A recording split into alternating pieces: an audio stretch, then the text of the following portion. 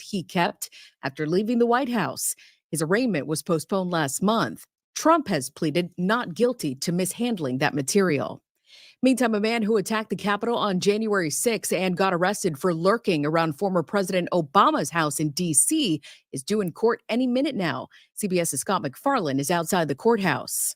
Prosecutors argue Toronto should be held in jail pending trial due to a new series of revelations.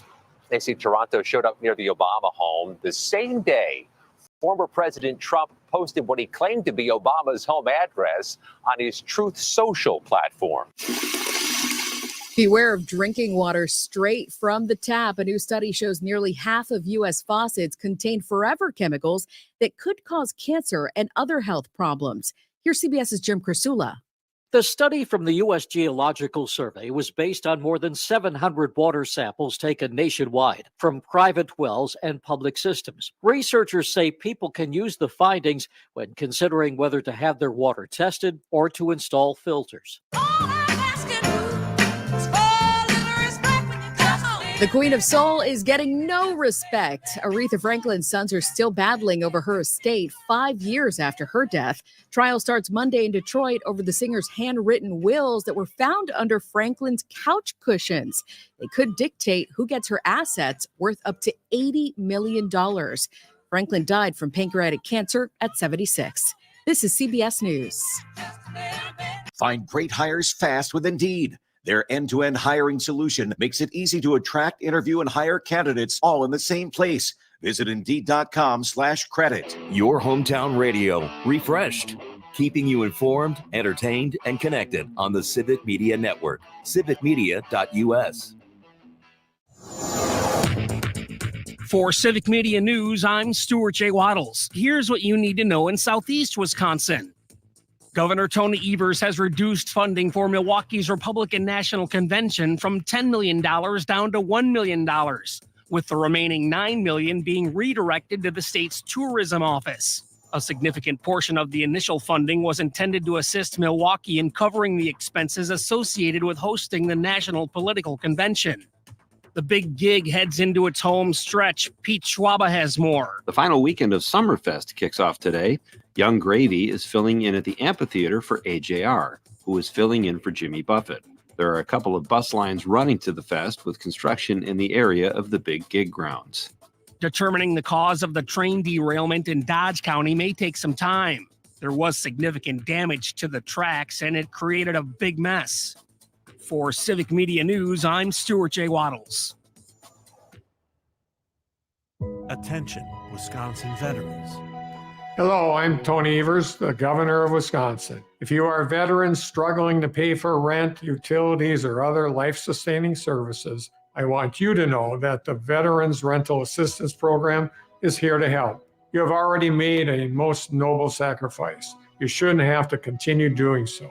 We are here to support you.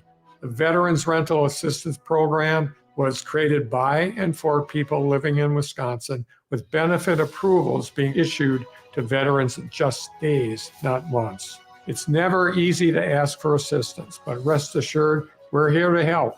You've always been there for us. We want you to know that we're here for you.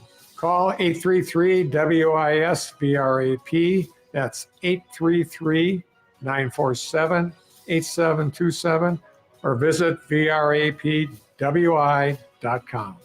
On behalf of the state of Wisconsin, thank you.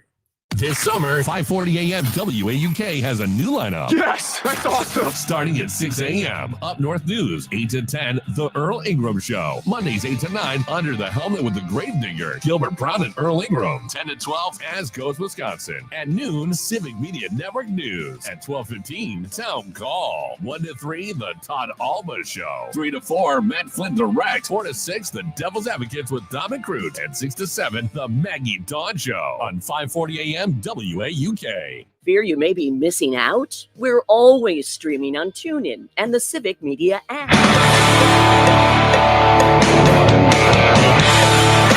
I saw it go. The Obama anger interpreter was one of the best. And so I don't know what that would look like as a Wisconsin version for Tony Evers. Greg, get on it. Tony Evers as Homelander. We've unlocked Opelander. That's it, Opelander.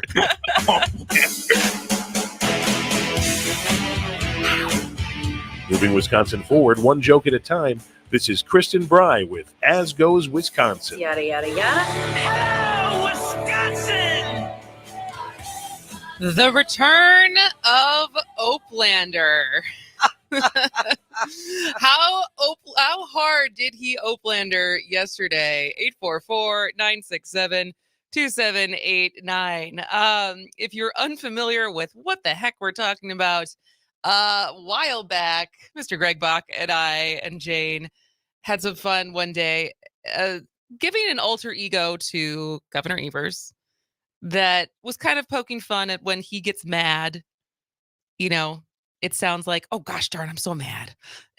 Exactly. And it's never, I believe him when he say he's angry, but the actual visible signs that most of us display when we're angry never really gets to that point for him. And so, but also when he does kind of surprisingly savvy political moves, because he's so Midwest and he's so soft-spoken, and yet he's proven to be politically savvy in moments.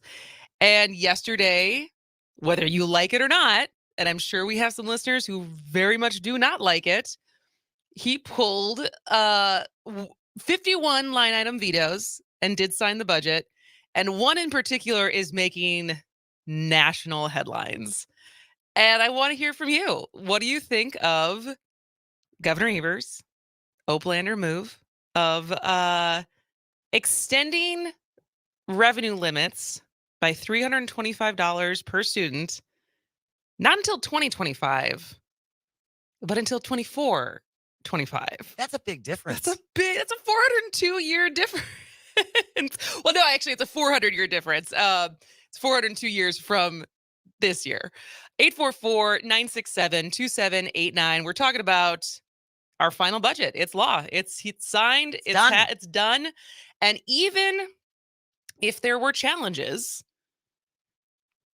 by the time it made it to the Supreme Court, Janet Protasiewicz is, I would assume, we're in July. She gets inaugurated August 1st. Right. Janet Protasiewicz will be inaugurated, and it'll be a liberal court. Because in 2021, there was challenges to his line item vetoes, and it was ruled against him, but there was not more guidelines as far as the use of the line item veto. But this time around, it looks like Republicans are kind of stuck with this because they would need at least 2 Democrats in the assembly to override his veto, which is not going to happen unless, and I'm pretty sure, I would think that the Democrats will be disciplined enough to not skip any days, because that could also happen if they voted in a day where there were some absences. But for the most part, this is it. And so I want to spend some time going through what this education thing means, but also some of the other line item vetoes and kind of what we're finally getting after months of negotiation. Because what was it? Was it January or February when we first saw Evers' proposal? I think it was January. It was a January. So this has been a long time in the works. A long time coming. Yes. And so we finally have a budget. It's signed into law. So here we go. As a reminder, as far as where the two parties started, Evers' original budget called for using the $7 billion surplus for public schools, new family and medical leave program, money for roads, lead pipe replacement, a new Brewers stadium. 500 different policies were cut when the Republicans, like that, from like right off the get-go. On top of that, no new paid leave, no childcare, no legalization of marijuana, no Medicaid expansion, no Brewers stadium. So that's a separate bill. They took shared revenue out. They passed that, but that's a separate bill. And so the big marquee thing that the Republicans put in their plan was a $3.5 billion tax cut across all tax brackets, the largest percentage cut going to the wealthiest Americans, Wisconsinites, sorry. So where should we start first? Should we start with the crazy line item veto? Let's kick that off first. So this is not a new thing. In fact, I was very young, but in 1991, Tommy Thompson is still the most egregious user of the line item veto, where he had more than 400 line item vetoes in his notoriously named Frankenstein veto back in 1991. And he was a Republican. And Governor Doyle did this. Walker did this. Tony Evers has now done this. So this is not a new thing. It's actually been around since the 1930s. It started to pick up steam as people's creativity of it in the 1970s.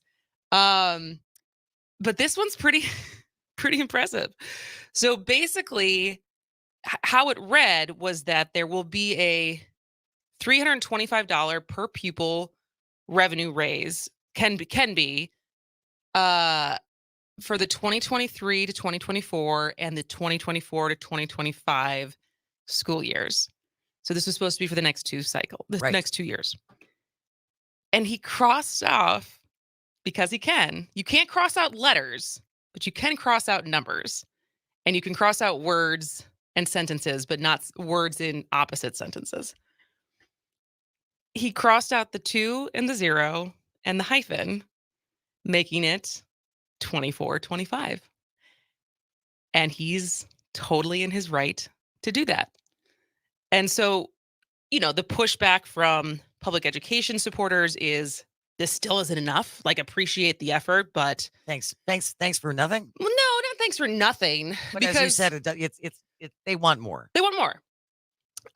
Republicans are saying this is going to put an insane burden on property taxes.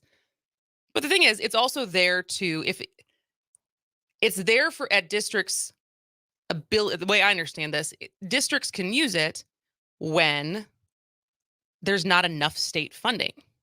So if you actually fund the schools from the state budget, they may not have to raise property taxes every year after year. But now they're at least allowed to, because there has been a freeze on doing that, which has put public schools in a bind, because what their budgets have been has not kept up with inflation at all.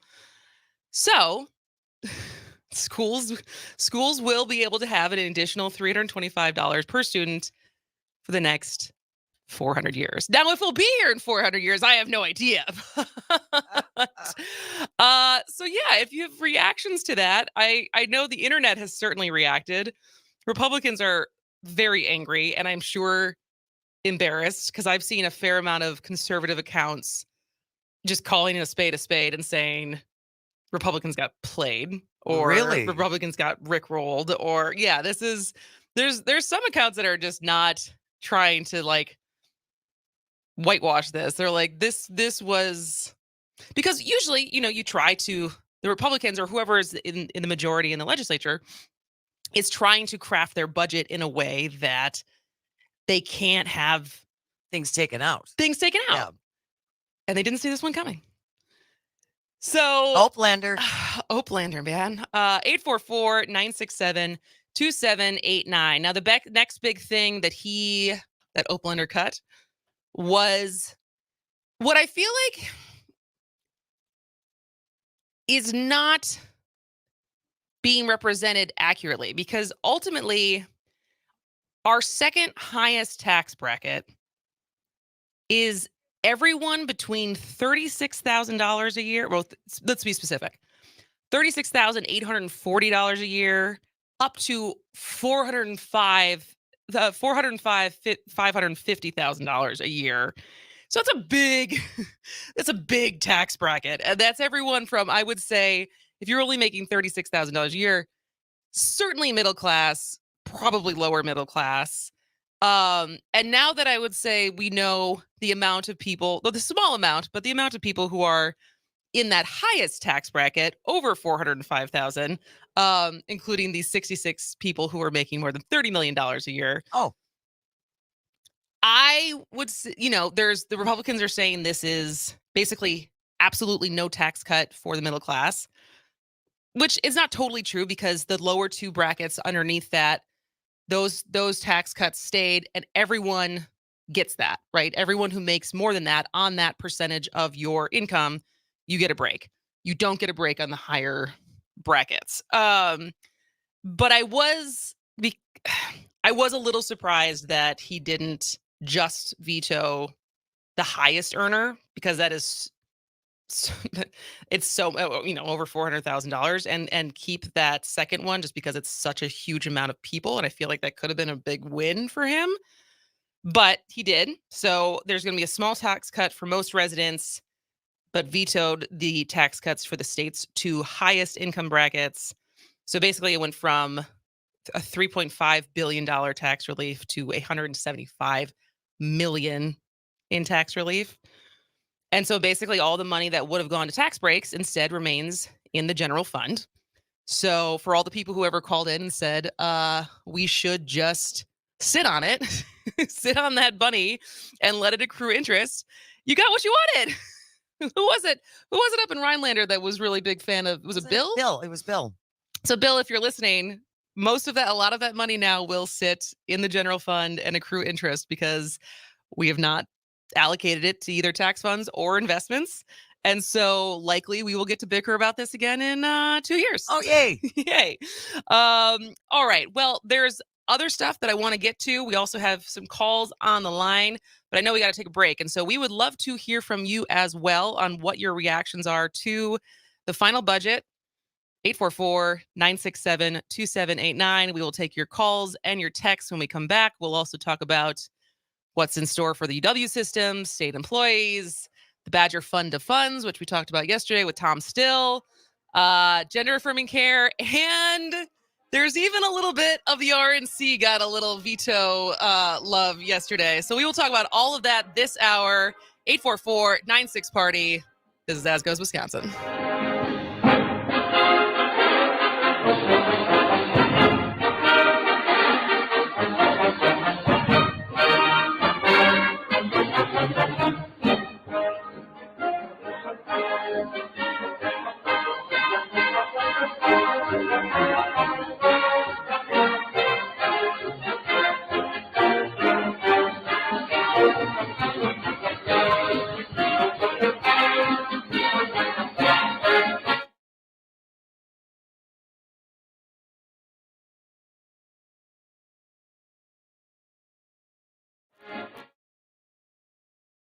I'm Mandy Roberts, financial advisor with Thrivent. I'm here to help you assess your finances and find solutions to meet your needs. Let's ensure you have a strategy for success. To get started, call 715-470-1303. That's 715-470-1303. This summer, 5:40 a.m. WAUK has a new lineup. Yes, that's awesome. Starting at 6 a.m. Up North News, 8 to 10, The Earl Ingram Show. Mondays, 8 to 9, Under the Helmet with the Grave Digger, Gilbert Brown and Earl Ingram. 10 to 12, As Goes Wisconsin. At noon, Civic Media Network News. At 12:15, Town Call. 1 to 3, The Todd Alba Show. 3 to 4, Matt Flynn Direct. 4 to 6, The Devil's Advocates with Dom and Crute. And 6 to 7, The Maggie Dawn Show. On 5:40 a.m. WAUK. My name is Teresa Barber. I was in the United States Navy and I served overseas in the Middle East and Africa. Early on in my career, I had a commander that taught our suicide prevention training, and the very next day he took his own life. 90% of suicide attempts involving a gun are fatal. My way of continuing my service is to help protect my community by being a responsible gun owner and by storing firearms safely. Store all your guns securely. Help stop suicide. Brought to you by End Family Fire and the Ad Council. Missed your favorite show live on air? It's easy to find what you enjoy wherever you listen to podcasts, including Spotify, Apple, and Google Podcasts. And we're always streaming on TuneIn and the Civic Media app. Here's your updated forecast on the Shaw. Partly cloudy skies this afternoon with daytime highs approaching 76. North winds 5 to 10 miles an hour. Mainly clear tonight. Lows level off around 54. Highs around 77 tomorrow. Upper 70s Saturday with a chance for scattered storms. Low 80s, sunshine mixed with clouds at times Sunday. For Civic Media, I'm meteorologist Derek Height. Currently, it's 73.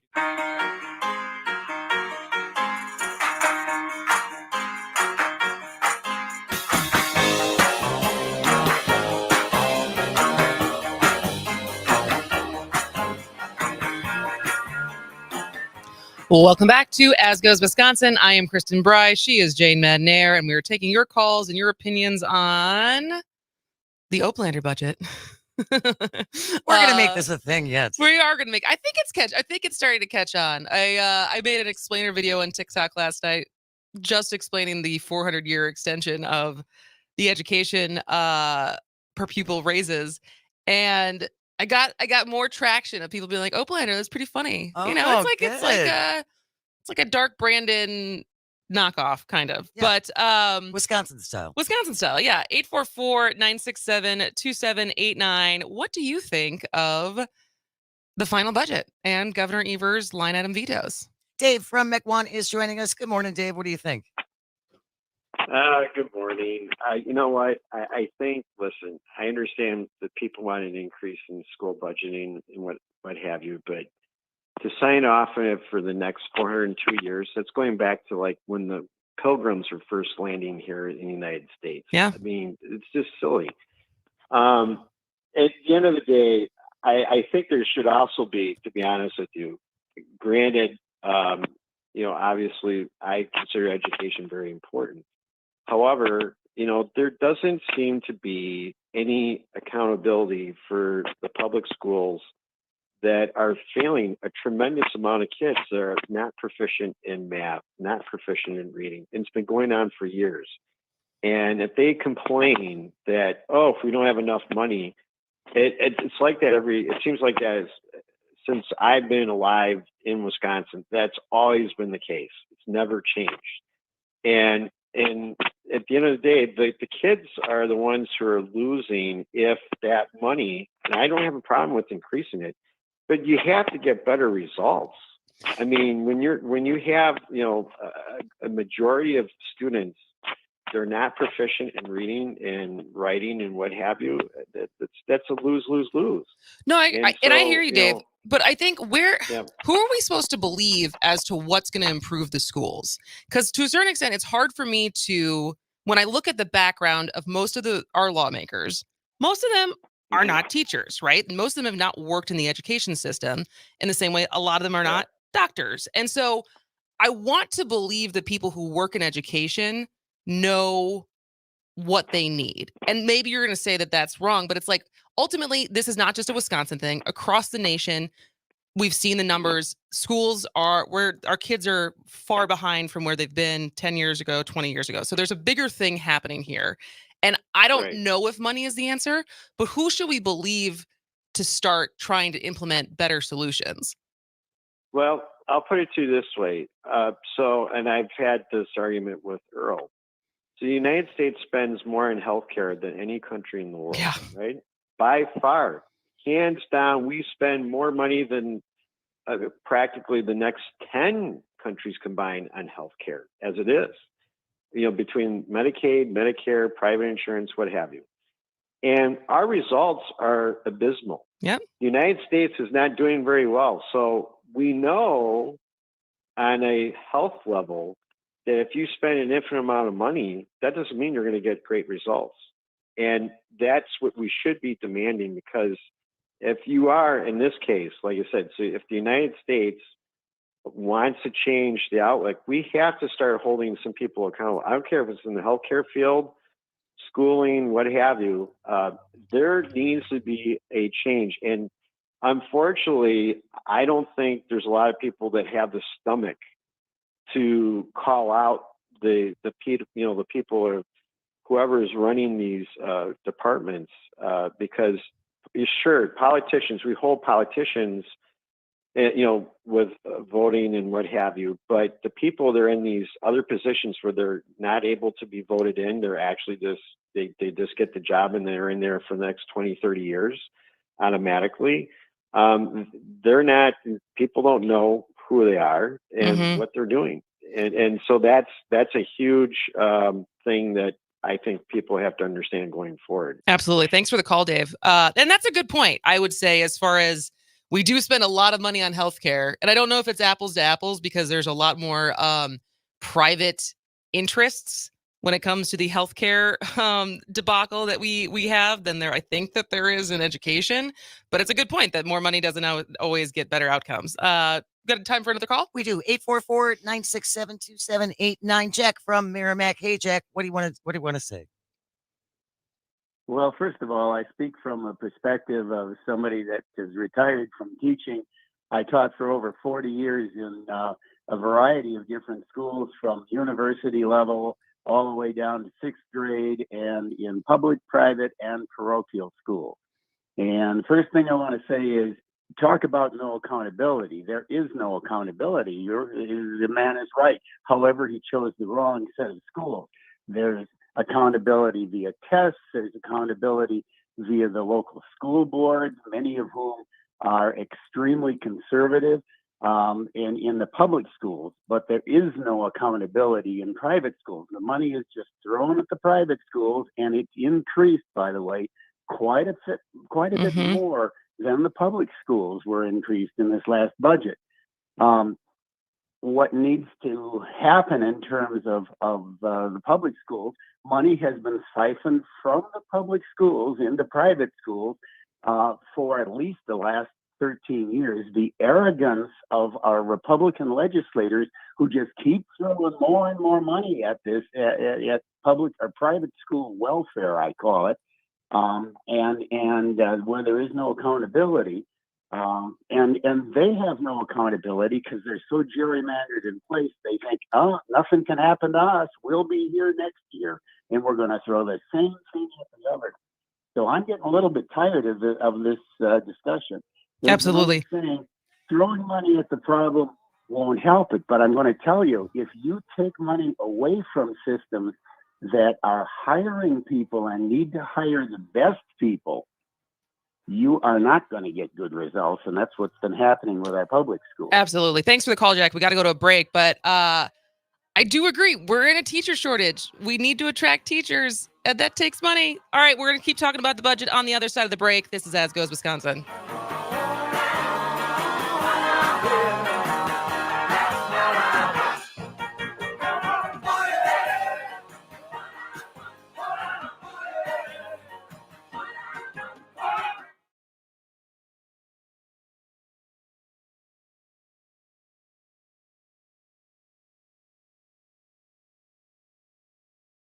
This summer, 5:40 a.m. WAUK has a new lineup. 3 to 4, Matt Flynn Direct. 4 to 6, The Devil's Advocates with Dom and Cruz on 5:40 a.m. WAUK. CBS News Brief. Millions are scrambling to sign up for Meta's new app Threads, which is Instagram's answer to Twitter. Drew Benzies, a social media commentator.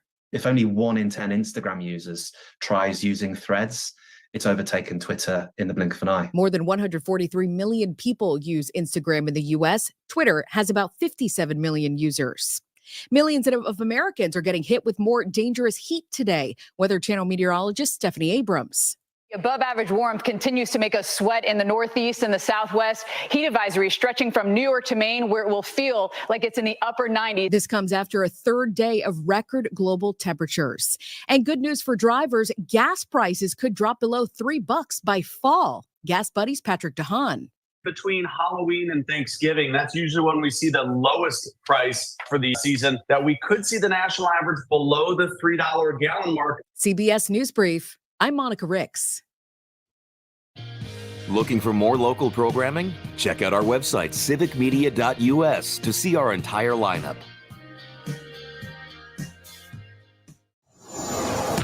For Civic Media News, I'm Stuart J. Waddles. Here's what you need to know in Southeast Wisconsin. Parents could be punished if Milwaukee kids aren't home by curfew. If your child is out after hours without a valid reason and is involved in an incident, we will cite you. Milwaukee's Police Chief Jeffrey Norman unveiled his strategy to address the surge in summer violence, placing renewed importance on enforcing the city's curfew. As part of Operation Summer Guardian, officers will concentrate their efforts on high-crime neighborhoods. Failure to comply with the curfew may result in fines for both minors and their parents. Determining the cause of the train derailment in Dodge County may take some time. There were no injuries in the incident involving 29 train cars, which were not transporting hazardous materials. There was significant damage to the tracks, and it created a big mess. For Civic Media News, I'm Stuart J. Waddles. Living happily ever after isn't always a reality. If you're over 50 and are considering divorce, attorney Andrea Gage with the Everson Law Firm can provide the guidance you need. Andrea focuses on silver divorces, the kind that get more complicated over time and present unique challenges. A family, multiple properties, significant assets. Andrea and the team at Everson Law have the experience to protect your interests. Call Everson Law to set up an appointment with Andrea today. It's never too late to be happy. Everson Law, 920-435-3734. This summer, 5:40 a.m. WAUK has a new lineup. Yes, that's awesome. Starting at 6 a.m. Up North News, 8 to 10, The Earl Ingram Show. Mondays, 8 to 9, Under the Helmet with the Gravedigger. Gilbert Brown and Earl Ingram. 10 to 12, As Goes Wisconsin. At noon, Civic Media Network News. At 12:15, Town Call. 1 to 3, The Todd Alba Show. 3 to 4, Matt Flynn Direct. 4 to 6, The Devil's Advocates with Dom and Crute. At 6 to 7, The Maggie Dawn Show. On 5:40 a.m. WAUK. Dueling Tangents with Luke and Brian. Matt Rothschild of the Wisconsin Democracy Campaign. So here we have Jim Troupas, Dan Kelly, we got Michael Gableman, and the question is accountability, democracy, freedom. Are we going to let these forces who are hostile to democracy continue to try to take over our state? They may spout the value of freedom, but they don't want freedom. Dueling Tangents with Luke and Brian. Weekday afternoons 2 until 3 on your local Civic Media radio station and on the Civic Media app. You are listening to your local Civic Media radio station on air. Thank you. Did you know we are always streaming on TuneIn and the Civic Media?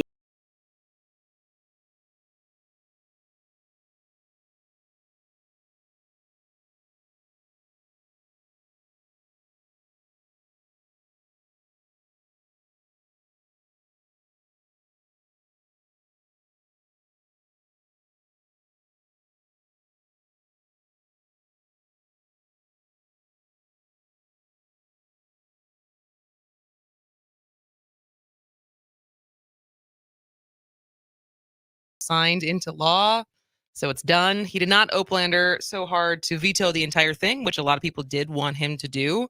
And even yesterday, some people were lamenting that he did not do. But that hasn't been done since 1930, so it was probably going to be a long shot. I think you could argue, he has a 57% approval rating. He just got reelected.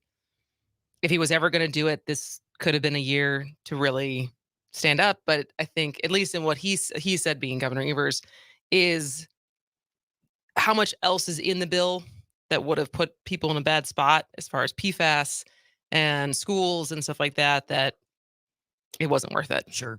But we're taking your calls on your reactions to his line item vetoes and where the bill, where the budget has finally ended. 844-967-2789. That's 844-96-PARTY. You're free to call, you're free to text, and you're free to also comment on the live stream on YouTube, Facebook, and Twitter. John from Menominee Falls says, in response to Dave's question, 15 years ago, I believe Wisconsin was ranked 8th in the country for public education. For 15 years, our public school increases have been less than the rate of inflation. I believe our public schools are now 28th in the country. It's not hard to understand why kids aren't learning as well when many schools have class sizes that have jumped from 18 kids per teacher to 30 kids per teacher. Yeah. Yeah, that's why. What does Matt Flynn say? You need to know history or something along You're those not lines. woke if you don't know history. Yeah, but it's like, and it's like the tit for tat, and it's not always great, but like knowing the full scope. And a lot of the times the stuff that before 2003, I was a kid, and then I was gone for a long time. So Sure. there's sometimes like I don't remember exactly what happened, but there's a lot of people who listen to this show and have that institutional knowledge to be like, hey. Wait. Look This back, started look back. when this happened. Yes. Et cetera, et cetera. Well, we still want to take your calls and your texts and get your reactions, 844-967-2789. But I did want to run through some of the other final items from the budget. Not surprisingly, Governor Evers did veto the $32 million cut for the UW system. And so the 188 UW system staff positions for diversity, equity, and inclusion have been saved from elimination. Now, that still means there's no new funding for the UW system. So that still creates a big problem, especially for the campuses. I think all but 2 are running at a deficit right now. So certainly doesn't help the situation, but it also doesn't hurt it, worse. make it even worse. Right. The state employees will still be getting a 4% pay increase on July 1st and another 2% raise in 2024. One of the other line item vetoes was for the Knowles Nelson Stewardship Program. So the budget had set aside $2.5 million for that program for drilling for new wells, facility maintenance, upgrades, and renovations and new buildings at a number of fish hatcheries in Wisconsin, which is hilarious because there's a street, kind of a major street in Madison called Fish Hatchery Road. I know it well. That is like where my mind goes versus like an actual fish hatchery. Yes, they are there. And so so Evers vetoed the earmarks for specific projects and highlighted that the decision on what is funded by the program shouldn't be decided solely by the legislature. And then yesterday, when Tom Stills was here, president of Wisconsin Technology Council, he was talking about the Badger Fund of Funds. And I think that was one of the things he had highlighted in like, what does entrepreneurship and tech and startups need to thrive in Wisconsin, especially what do they need from government? And he had mentioned this Badger Fund of Funds. And so Evers also used his veto power yesterday to eliminate the restrictions intended to place on that initiative. And so, as a reminder, the Fund of Funds is a public-private investment program that allows the state to invest in Wisconsin startups. And so under the Republican budget, the program would have received a $25 million investment from the state, but would have had to repay it in its entirety. And the program also would have been required to send 90% of gross proceeds of that investment to the state's general fund. Evers removed those requirements, saying in his veto message that he objects to the measure that would reduce the resources available for investment. He said that he was concerned those limitations might detract from efforts to attract additional private co-investors. So, pro-business, pro-startup line item veto there. He also vetoed, with another partial veto, removed the measure that would have prohibited Medicaid payments for gender-affirming care. And he accused Republicans of, quote, perpetuating hateful, discriminatory, and anti-LGBTQ policies and rhetoric with that proposal.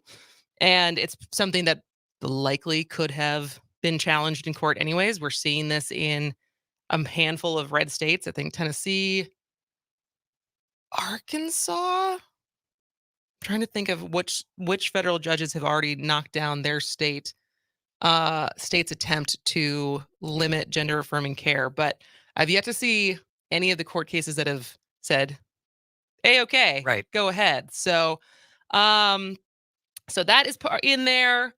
There's also the slight attempt to make the child care counts program gutting a little bit less painful, better, because in the Republican budget, they had a revolving loan fund for child care providers for $15 million.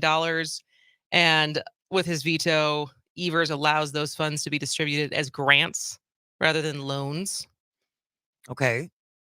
So it's something. There's something. And I know he also has requested that the rest of the, like, as much as like ARPA funds that are left be redirected back to childcare. I don't know if that's going to happen or not, but there's still movement, I think, to try to not have that totally die. I'm trying to think what else, because there's a couple things I wanted to end with that are very funny. But do you have any reactions to this, Jane? I'm just really glad you're here to explain all of this to me, because it's really complicated. It is really complicated. And I'm even, I read this stuff from, as I always want to say, a big shout out to the J.R. Rosses of the world and the Jesse Opoyans and the Molly Becks and the journalists who actually spend sleepless nights in the Capitol, and then they write the summary, the thorough summary of what happened, and they're the ones who actually read the budget. And then I take what they write and I go, I'm going to make this a little bit funnier. And so, well, still, that requires a broad understanding of the understanding. And again, I think it's always been about breaking this stuff down, complicated things into little edible bites. Yes, absolutely. Right. We do have a text, 844-967-2789, 844-96-party from the 414. Kristin and Jane, as a country, we spend more on education, doesn't mean we have the smartest population. We spend the most on healthcare, doesn't mean we have the healthiest nation. We have the most guns of any country, doesn't mean we have the safest nation. And we pay the most to have our politicians elected, doesn't mean we have the best of those either. As we see, facts mean nothing. It doesn't make us safer, smarter, or healthier, just makes our politicians richer. Have a good day. That is a very, very great text. It's tough what's to argue with? It's hard to argue with. And it's even, even the fact of how much money we spend in our military.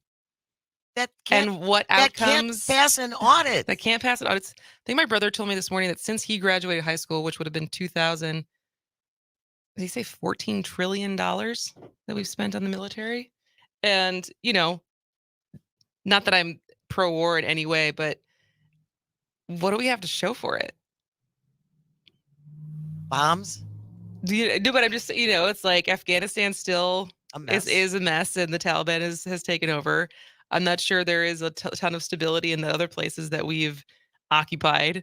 Well, and again, we'll see how the Ukraine thing. Well, I know we're not actively engaged in Ukraine. We are certainly sending a lot of money to help them.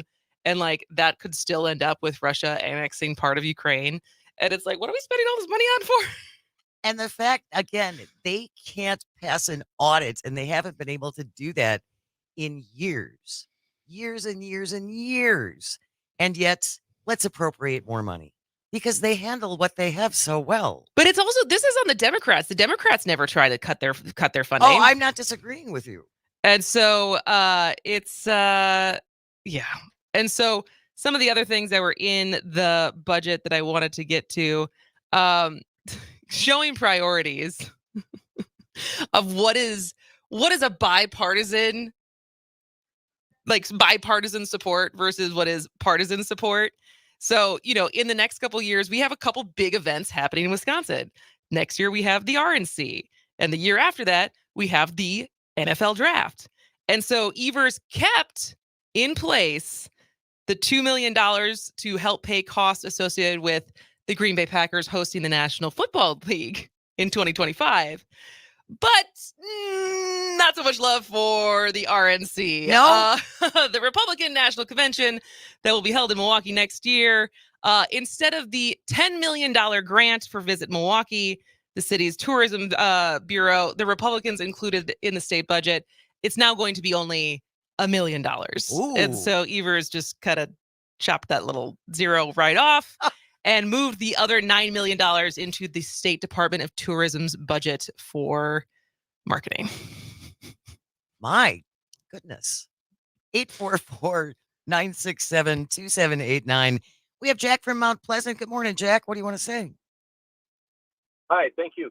I like what Governor Ewers did with the budget. I think he took a very bad budget and did the best that he could. He told the Republican legislature what he would veto, and that was high tax decrease, high wage tax decrease, and he lived up to that. So I think that's the way to go. And it's amazing. I mean, he and his staff or whoever came up with the veto on education was amazing to fund education at that level for that long a time. I just think one thing I want to throw in, and you mentioned the tax brackets. People, of course, we need to realize that the Republicans changed the tax brackets. They squished them up so that there used to be more tax brackets. I mean, it bothered me, and I got lumped in with much higher paid people at the same rate. It really was a boon to pull in like the $300,000 to $400,000 range or $250,000 to $400,000 range. So it doesn't bother me that he kept that, and as you said, that he deleted the taxes for that amount. That was about the only thing he could do. Mm-hmm. So thanks. Yeah, thanks so much for the a lot, call. Jack. And and I would it's not an honest tax bracket, let's put it that way. As far as the I know less about the history of why and when and everything that the argument for putting that wide of a range of people into one tax bracket. That doesn't make any sense.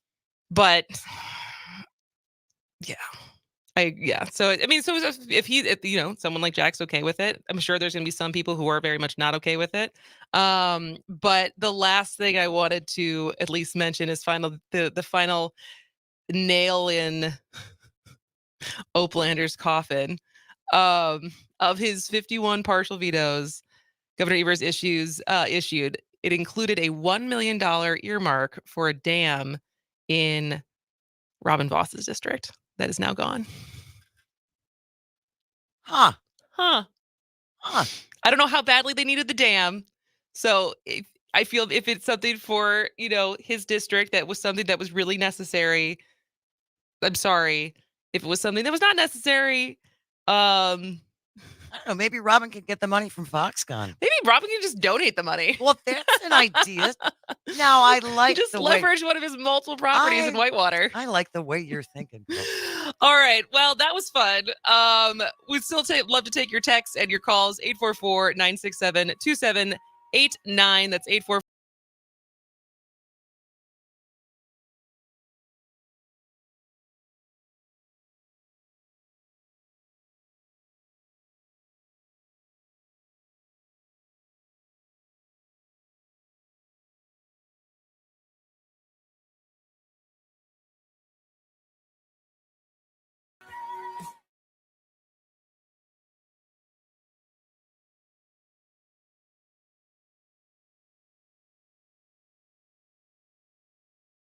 Hi, I'm Mandy Roberts, financial advisor with Thrivent. I'm here to help you assess your finances and find solutions to meet your needs. Let's ensure you have a strategy for success. To get started, call 715-470-1303. That's 715-470-1303. This summer, 5:40 a.m. WAUK has a new lineup. Yes, that's awesome. Starting at 6 a.m. Up North News, 8 to 10, The Earl Ingram Show. Mondays, 8 to 9, Under the Helmet with the Gravedigger, Gilbert Brown and Earl Ingram. 10 to 12, As Goes Wisconsin. At noon, Civic Media Network News. At 12:15, Town Call. 1 to 3, The Todd Alba Show. 3 to 4, Matt Flynn Direct. 4 to 6, The Devil's Advocates with Dominic Crute. At 6 to 7, The Maggie Dawn Show. On 5:40 a.m. WAUK. The Maggie Dawn Show. Wisconsin's manner of funding local government is nearly singular in the country. That cheese stands alone, if you will. It hasn't been working in Milwaukee. It hasn't been working in Rhinelander. It hasn't been working in La Crosse, Green Bay, Madison, Kenosha, Racine. I don't care what you pick. It ain't working. The Maggie Dawn Show, Monday through Friday at 6 p.m. on your local Civic Media radio station and on the Civic Media app. Pursuing the truth wherever it may lead. The Todd Alba Show, weekday afternoons from 1 till 3. Join the conversation. Get involved. The Todd Alba Show on your local Civic Media radio station and on the app.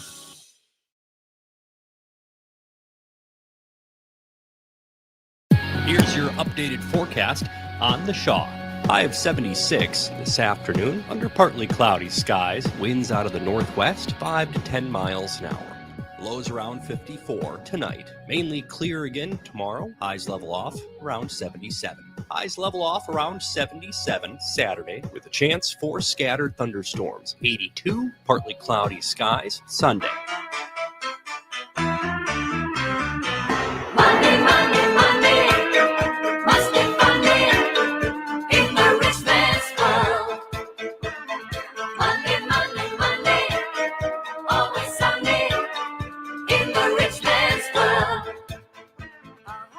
Welcome back to As Goes Wisconsin. I am Kristin Bry. She is Jane Matnair. And we have some Brewers tickets to give away. Yeah.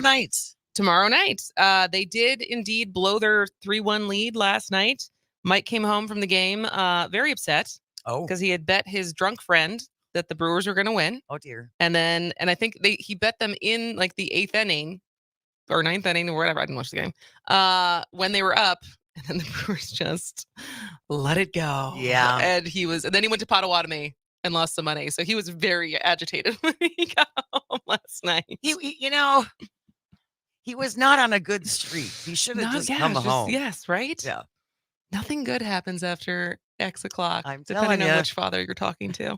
But yes, we have 4 tickets for the Cincinnati Reds game tomorrow night at American Family Field. The first pitch is set for 7:10 p.m. How hot is it going to be tomorrow? It's not going to be too bad. It should be much like today. It should All be right. pretty nice in there. All right, so good tailgating weather. Unlike yesterday, that was Brutal. on and off showers. But we're going to give them away, not now, because we're going to play 3 headlines and a lie.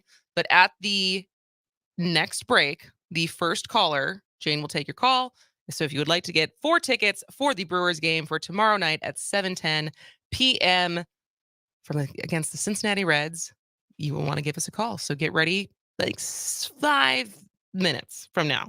And a reminder that you can always listen to the Brewers on Civic Media's flagship Brewer station, Oshkosh Air Support 98.3 FM and 1100 AM, which you can listen to throughout the Fox Valley. And you can also listen and catch the Brewers on WRCE, News from the Center in Richland Center. Our friends at Richland Center. Our friends. Actually, tomorrow, speaking of friends in Richland Center, Phil Nee is going to be here because it's already Friday. So tomorrow we He's 3-day weeks, man. Are already going to have Phil Nee as our crossover Civic Media guest for the best, worst, and weirdest headlines of the week. He's got a short week to choose from.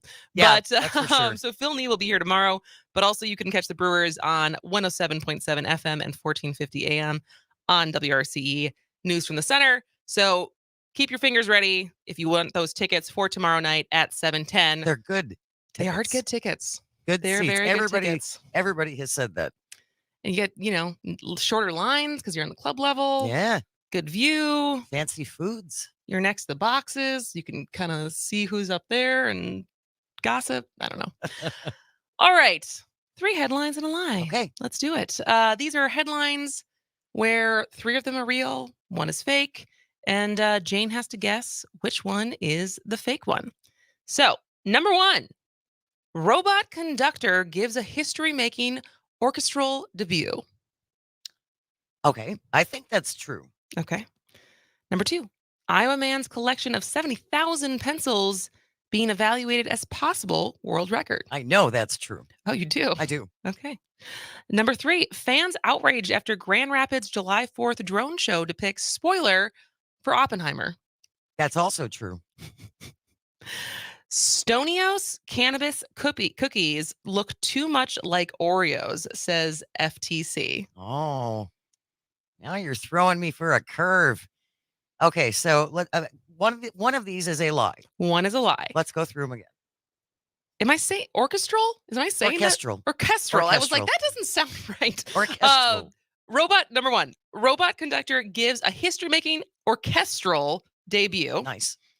Number 2, Iowa man's collection of 70,000 pencils being evaluated as possible world record. Number 3, fans outraged after Grand Rapids July 4th drone show depicts spoiler for Oppenheimer. Number 4, Stonios cannabis cookies look too much like Oreos, says FTC. Okay, the lie is the robot conducting the orchestra. No, that is real. Really? That is real. Oh, it's not the cookie. That is also real. Pencil guy?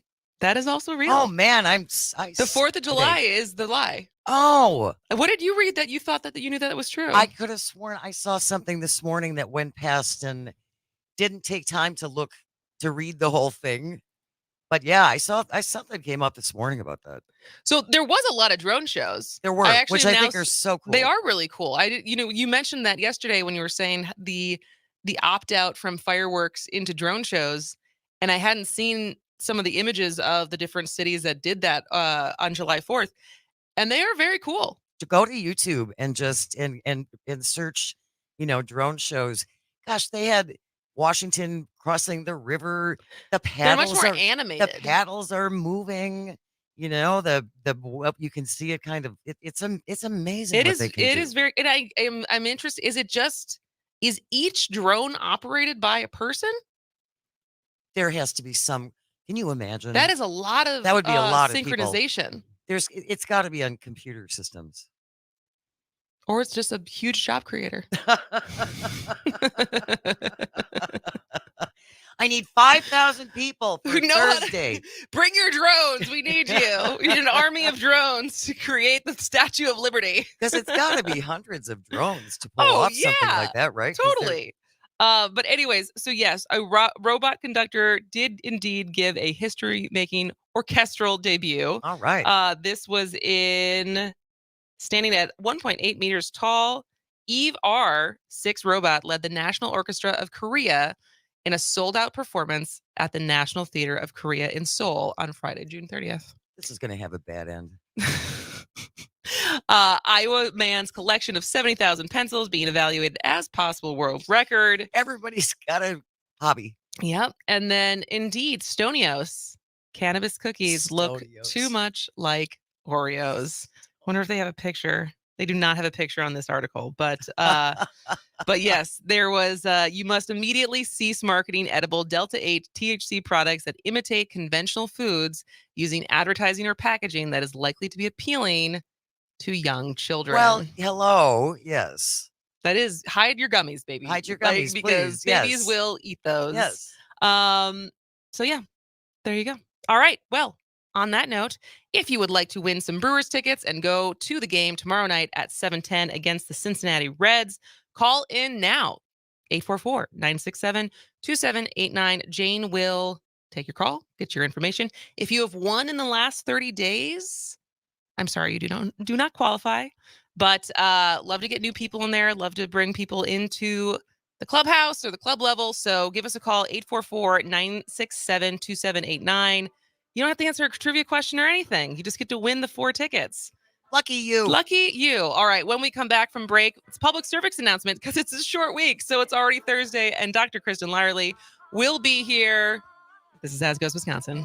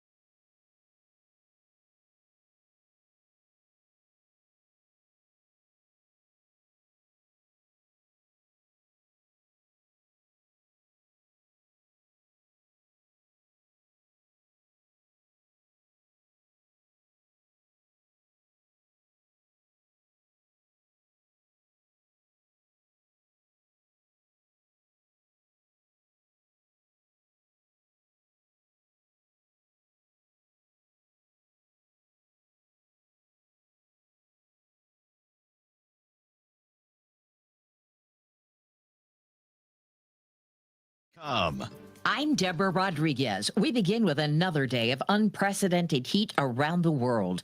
Tuesday set a new unofficial record for the hottest day on the planet. Yesterday's temperature matched it.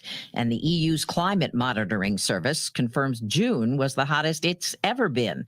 Climate scientist Jonathan Foley expects records will keep falling. On top of the steady, slow warming the planet has been seeing because of climate change, On top of that, we're also entering what's called an El Nino year, which is a year that parts of the ocean are also unusually warm. It could surpass 110 degrees in parts of the U.S. Southeast and West today. The FDA is expected to give full approval today to the first drug to slow the progression of Alzheimer's. Trials show Leqembi can clear buildup of amyloid plaque in the brain linked to the disease. Lead investigator Dr. Babak Tusi at the Cleveland Clinic. It's a small benefit, but it's still benefit. We can slow it down. Approval could pave the way for coverage for Americans on Medicare and Medicaid. Have you signed up yet? A Twitter rival is live. Here's CBS's Monica Ricks. Meta's new app Threads is launching today in more than 100 countries. But last night in the U.S., it was available early, with 10 million users signing up within hours. Drew Benzies, a social media commentator, and says Threads is capitalizing on Twitter's troubles. If only 1 in 10 Instagram users tries using Threads, it's overtaken Twitter in the blink of an eye. More than 143 million people use Instagram in the U.S. Twitter has about 57 million users, and Threads is trending pretty high right now on Twitter. To the Middle East, where Russian aircraft got dangerously close to U.S. drones over Syria. Pentagon correspondent Cammie McCormick reports. The Air Force says Russian fighter jets flew so close to the U.S. drones, the MQ-9 Reapers were forced to take evasive maneuvers. A video of the incident shows the Russian jets closing in on one of the three. The drones are taking part in a mission to keep Islamic State in check. The U.S. calls the Russian maneuvers unsafe and unprofessional. In Pamplona, Spain, tens of thousands of people packed into the town hall square to celebrate the annual running of the bulls. Most wore white pants and shirts with red sashes and neck scarves and poured wine on each other as a rocket was fired, marking the beginning of the 9-day festival made famous in Ernest Hemingway's 1926 novel, The Sun Also Rises. Better than expected jobs data, increasing anxiety on Wall Street about more interest rate hikes. The Dow's down 495 right now. This is CBS News. Need to hire quality candidates fast? You need Indeed, the end-to-end hiring solution. Attract, interview, and hire candidates all in one place. Visit Indeed.com/credit. You're listening to a radio station that's part of the Civic Media Network. Find more at civicmedia.us.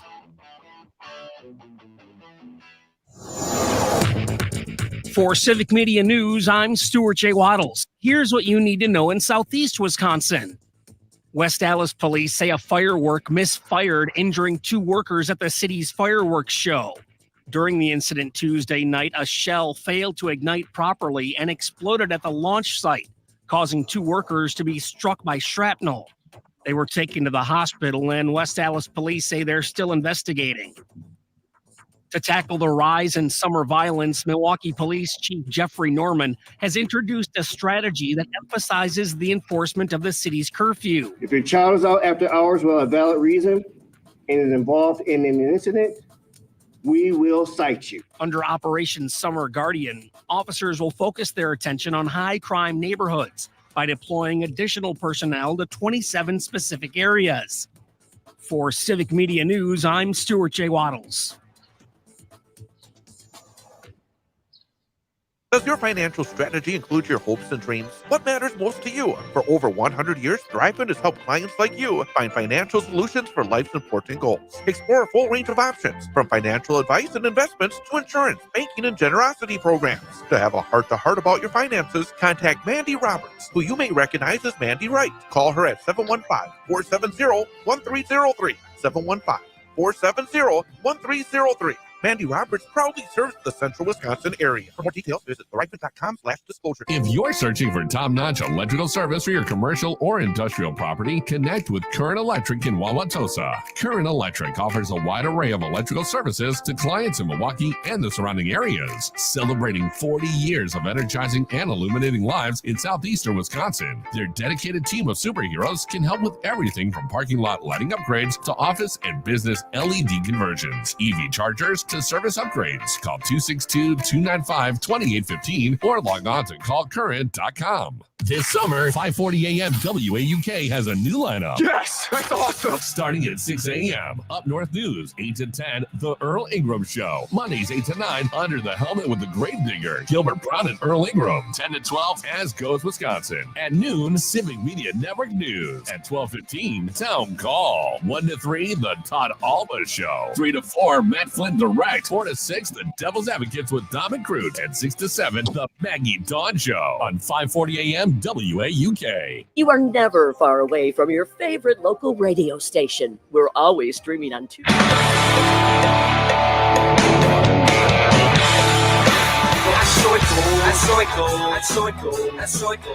That's what we like to do on this show. Find the comedy gold. I just like non-fungible as a word. It is a good word. It's a wonderful, it just has a good mouthfeel. La-di-da, la-di-da, la-la. Moving Wisconsin forward, one joke at a time. This is Kristin Bry with As Goes Wisconsin. Yada, yada, yada. Hello, Wisconsin! Hello, Wisconsin. Welcome to the 11 o'clock hour of As Goes Wisconsin. I am your host, Kristin Bry, along with producer Jane Badnair. And it's Thursday, so that means it is time for Public Cervix Announcement, which is our segment, our weekly segment when we talk about health, specifically women's health, with our friend, Dr. Kristin Lyerly. And I have to say, Dr. Lyerly, I was in Madison for the 4th of July, and I was with all my guy friends from high school, of whom their parents have known me since I was like in middle school, and everyone's still super tight. And so it's always fun when I get to see not only my friends, but my friends' parents, a lot of whom really like the show. And one of whom, my friend's dad, says that he manages to listen to this segment and appreciates it and tries to do it as maturely as possible. That's excellent. You know, this is not just for women. This is for men too. Like, we can all benefit from this information, and men are welcome to call in and like ask questions. Let's have a conversation about those things that we can't talk about in, regular society. And his wife said, she said, we were talking about your show with another couple, and he totally got through the conversation without, being weird. Good job.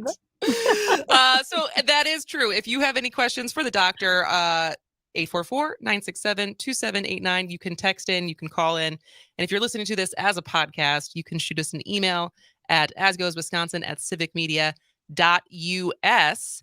But I wanted to start with kind of both health / pop culture media, because I'm a big serial podcast person who, the original, then S-Town, like they are kind of very good at their podcasts. And so when I saw that there was a new one called Retrievals, I was like, oh, let's check this out without knowing anything about it. And I tried to listen to the first episode, and I was like, oof, this is not light listening. So have you listened to it yet? I listened to the first episode yesterday, and it was really, as a physician, it was really good for me to hear, because I am on the other side of it. So to hear the patient's experience about their egg retrieval. So can I Yeah, go. Yeah, explain what it is. So these are women who are seeking fertility treatment, and they were going to a Yale infertility clinic, a very highly reputed clinic. And as they were getting this very painful procedure, where I'm going to get graphic now, where you put a needle in someone's vagina and you insert that needle through the vagina into the ovary under ultrasound, because the ovaries just lay behind the vagina in this cul-de-sac area. So you go in with a giant needle to literally get the eggs out of the follicles. It's very painful. And a nurse was substituting the fentanyl that they were supposed to be getting for pain relief. And she was using the fentanyl and putting saline in the bottle. So they were getting no pain relief with this horribly uncomfortable procedure. And that's part of it. But the other part of it is that these women were educated. One was somebody who actually studies addiction and knows a lot about the opioid epidemic.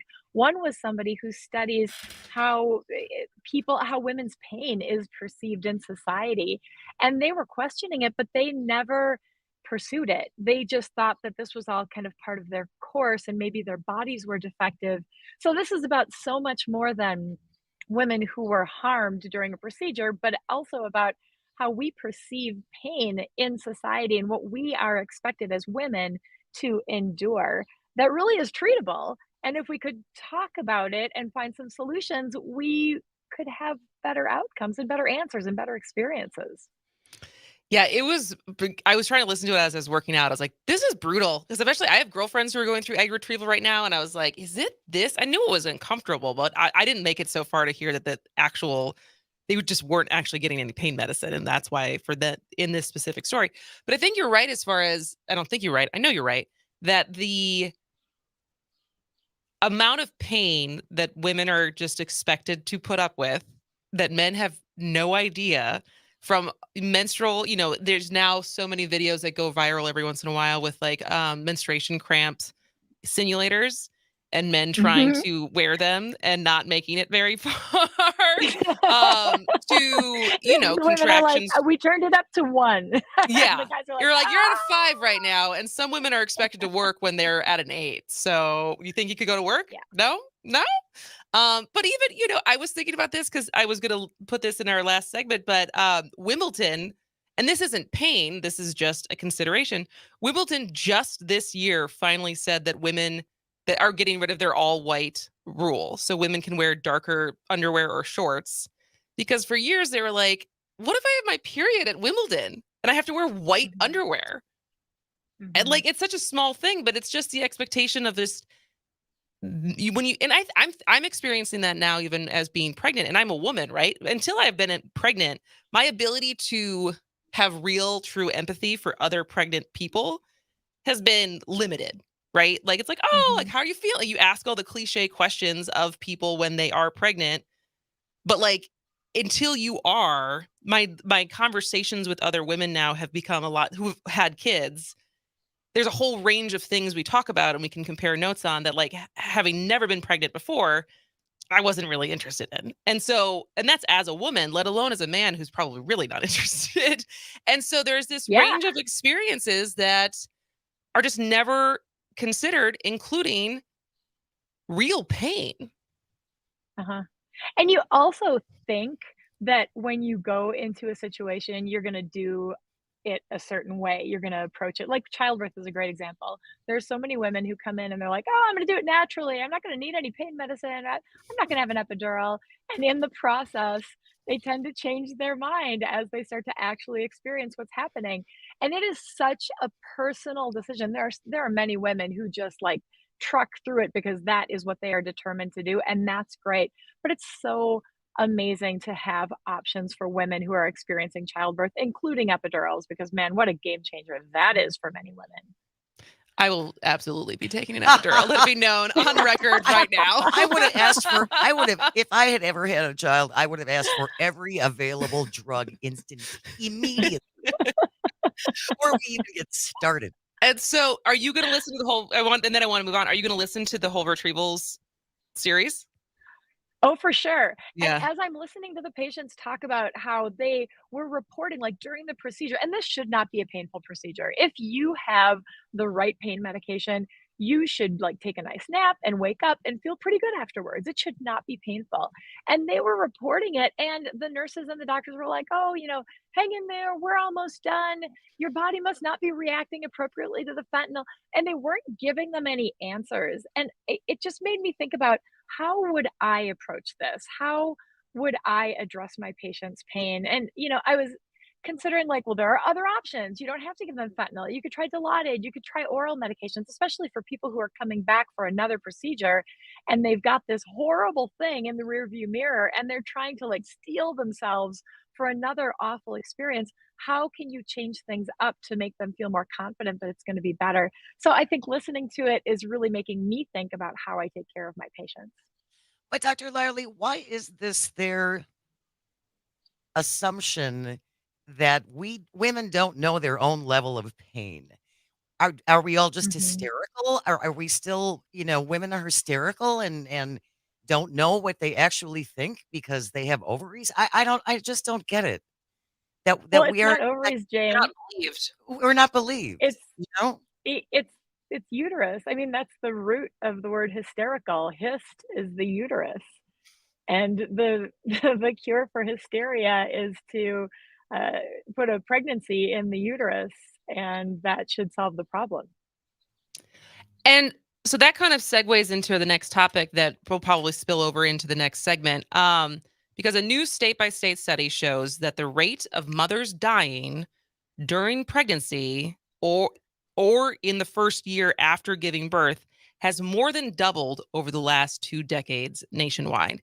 In every single state, blue states, red states, it's gotten worse.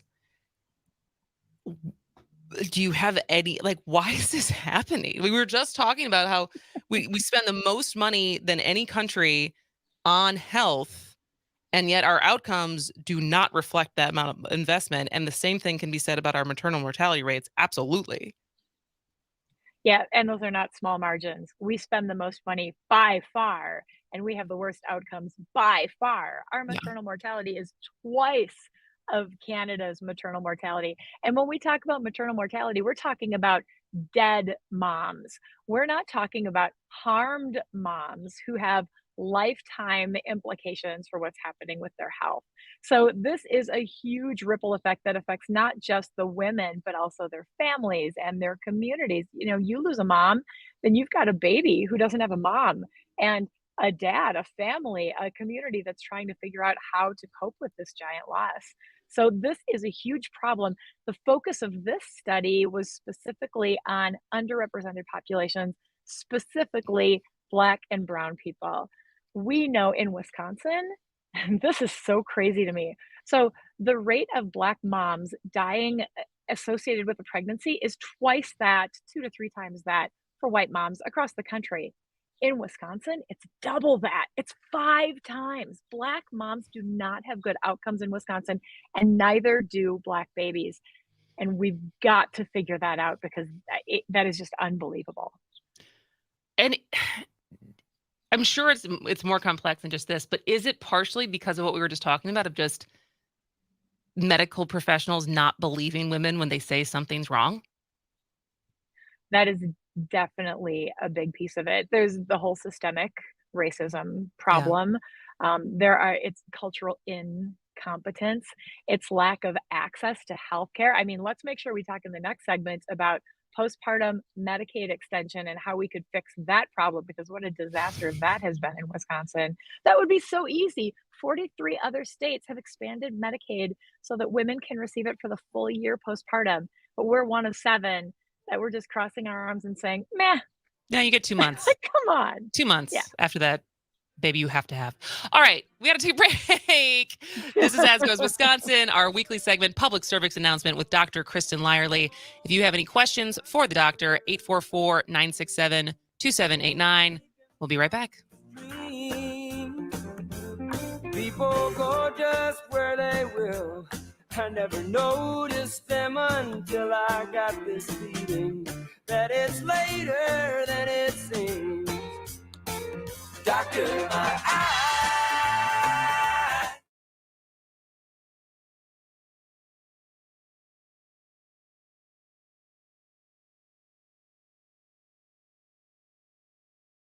Attention, Wisconsin veterans. Hello, I'm Tony Evers, the Governor of Wisconsin. If you are a veteran struggling to pay for rent, utilities, or other life-sustaining services, I want you to know that the Veterans Rental Assistance Program is here to help. You have already made a most noble sacrifice. You shouldn't have to continue doing so. We are here to support you. The Veterans Rental Assistance Program was created by and for people living in Wisconsin, with benefit approvals being issued to veterans in just days, not months. It's never easy to ask for assistance, but rest assured, we're here to help. You've always been there for us. We want you to know that we're here for you. Call 833-WIS-BRAP. That's 833-947-8727, or visit vrapwi.com. On behalf of the state of Wisconsin, thank you. Hi, I'm Mandy Roberts, financial advisor with Thrivent. I'm here to help you assess your finances and find solutions to meet your needs. Let's ensure you have a strategy for success. To get started, call 715-470-1303. That's 715-470-1303. Up North News Radio with Pat Kreitlow, Wisconsin's home for daily conversations about the state's latest headlines and stories. Weekday mornings from 6 till 8 on your local Civic Media radio station and on the Civic Media app. Here's your updated forecast on the Shaw. High of 76 this afternoon, under partly cloudy skies, winds out of the northwest, 5 to 10 miles an hour. Lows around 54 tonight. Mainly clear again tomorrow. Highs level off around 77. Highs level off around 77 Saturday with a chance for scattered thunderstorms. 82, partly cloudy skies Sunday. For Civic Media, I'm meteorologist Eric Height. Currently, it's 70.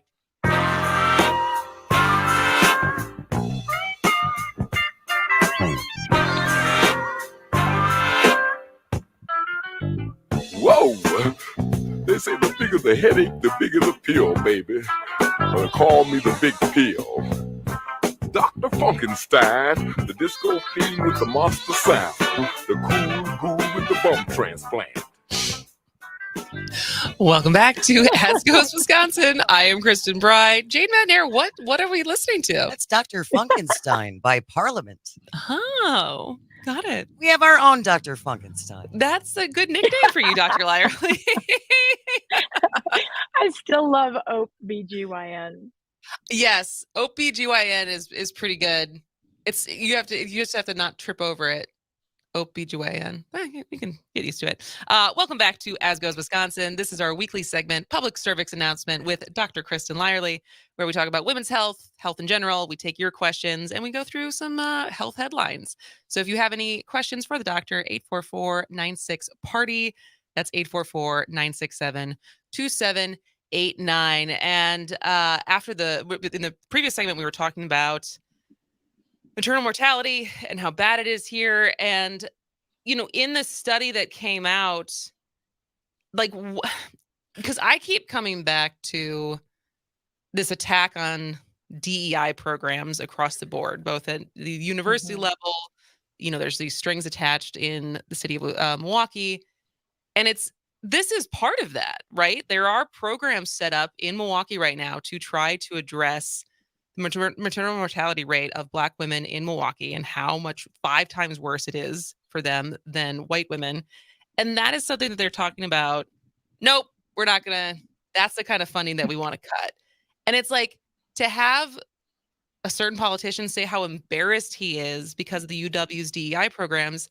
And yet he's the longest standing Speaker of the House or the Assembly in Wisconsin ever. And he gave himself that award. And he's not embarrassed about these kind of health outcomes for certain Wisconsinites.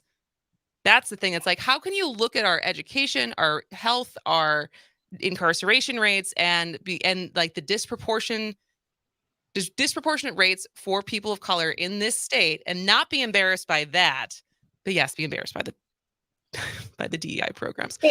Sorry, that was a diatribe.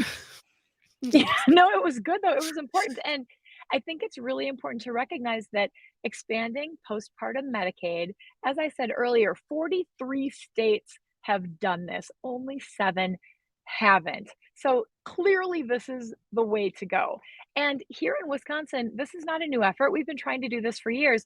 We have a giant bipartisan coalition. This is one area where all of the folks, all of the Catholics and the anti-contraception people and the people who differ with the OBGYNs and the healthcare providers on many issues, we all agree on this. Almost everybody agrees that we should expand postpartum Medicaid. The biggest barrier is Robin Voss. And it's because he wants people to get off of Medicaid as soon as possible. So if we extend it, we'll be keeping people on Medicaid. So if we can get past Robin Voss, people, call your legislators. There are 2 bills right now. This was taken out of the budget by the Republicans, but it was reintroduced as a bill. So there's a bill in the Assembly right now. There's a bill in the Senate right now. It was advanced. It was unanimously approved in committee. So there is momentum here and there is potential here.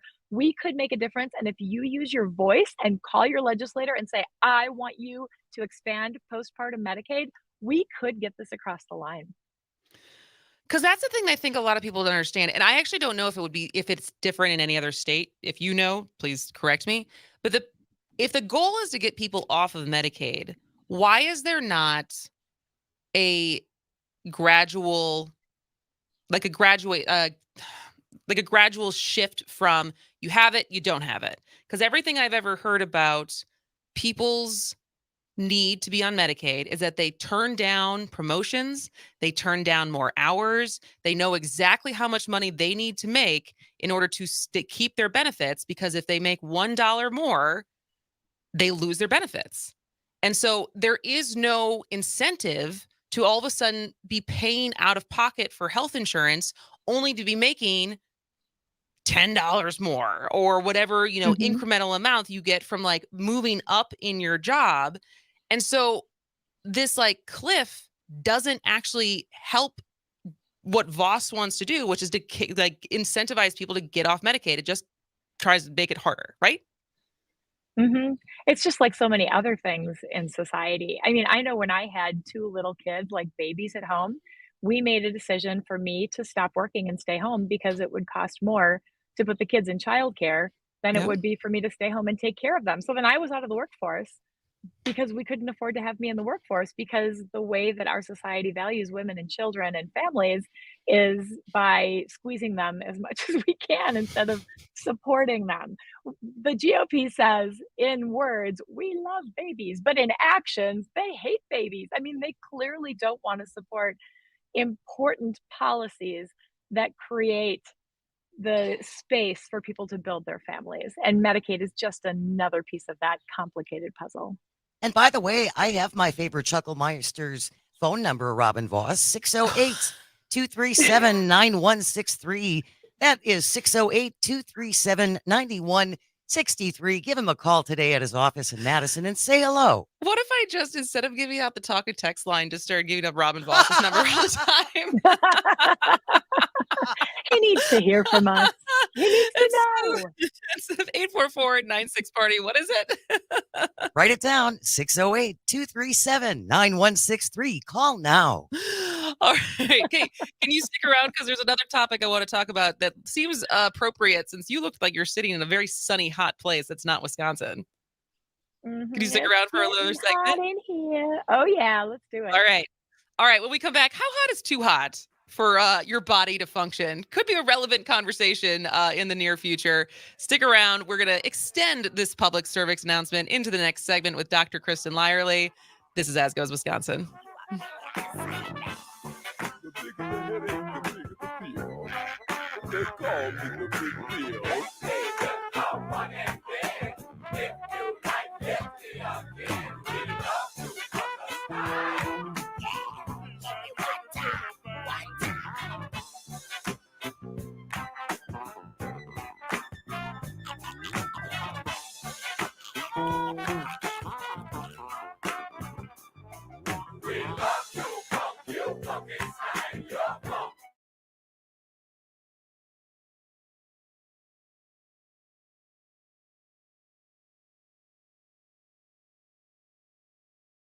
This summer, 5:40 a.m. WAUK has a new lineup starting at 6 a.m. Up North News, 8 to 10, The Earl Ingram Show on 5:40 a.m. WAUK. CBS News Brief. Just in from Miami, a former valet to Donald Trump has pleaded not guilty in the classified documents case. Walt Nauta was accused of helping the former president move material around at Mar-a-Lago to hide it from federal officials. Nauta's court appearance had been postponed when his flight to Florida was canceled last week. Earth's average temperature remained at an unofficial high yesterday after setting a record Tuesday. Climate scientist Jonathan Foley's prediction? It's described as these global temperature records are just going to keep falling. The planet has been steadily warming year by year, but over the decades, we're now kind of getting outside the realm of anything we've really seen before. Twitter's new rival, Threads, is doing gangbusters hours after going live. Jonathan Vigliotti. It's described as a text-based conversation app linked to Instagram. It could be a formidable threat for Twitter boss Elon Musk, whose platform's user base is a fraction of Instagram's. CBS News Brief. I'm Deborah Rodriguez. Your home for local news, weather, and sports across the airwaves and always streaming on the Civic Media app. For Civic Media News, I'm Stuart J. Waddles. Here's what you need to know in Southeast Wisconsin. Governor Tony Evers has reduced funding for Milwaukee's Republican National Convention from $10 million down to $1 million, with the remaining $9 million being redirected to the state's tourism office. A significant portion of the initial funding was intended to assist Milwaukee in covering the expenses associated with hosting the National Political Convention. The big gig heads into its home stretch. Pete Schwaba has more. The final weekend of Summerfest kicks off today. Young Gravy is filling in at the amphitheater for AJR, who is filling in for Jimmy Buffett. There are a couple of bus lines running to the fest with construction in the area of the big gig grounds. Determining the cause of the train derailment in Dodge County may take some time. There was significant damage to the tracks, and it created a big mess. For Civic Media News, I'm Stuart J. Waddles. Living happily ever after isn't always a reality. If you're over 50 and are considering divorce, attorney Andrea Gage with the Everson Law Firm can provide the guidance you need. Andrea focuses on silver divorces, the kind that get more complicated over time and present unique challenges. A family, multiple properties, significant assets. Andrea and the team at Everson Law have the experience to protect your interests. Call Everson Law to set up an appointment with Andrea today. It's never too late to be happy. Everson Law, 920-435-3734.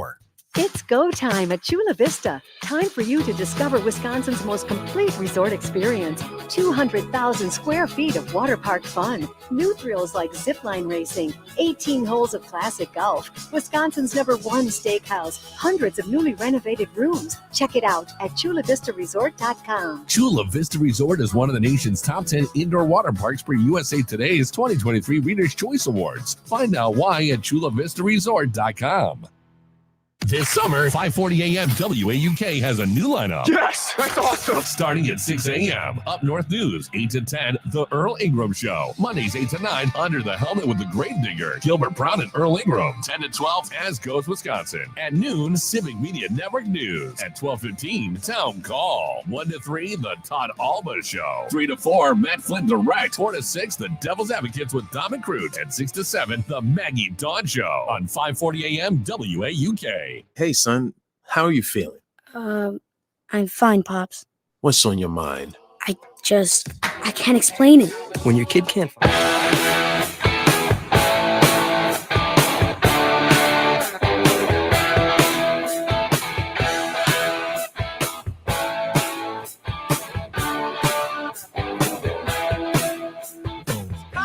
Welcome back to As Goes Wisconsin. I am Kristin Bry. She is Jane Madnair, and this is an extended version of Public Service announcement for this Thursday, July 6th, with Dr. Kristin Lyerly, because I wanted to get to this topic because you look like you're somewhere very sunny. Not that it's not nice here today. It is 73, mostly sunny in Waukesha, but you look like you're somewhere a little bit hotter. I am working on the Navajo reservation this week, and so I'm in northern Arizona, and I saw the forecast for Arizona next week, and no joke, it is in the mid-100 teens all week long. Wow. How's it feel? I've never seen anything like that. It's not that hot right now. When I arrived yesterday, it was 110, and it was oppressive. I hadn't even been there for an hour, and 2 people said, but it's a dry heat.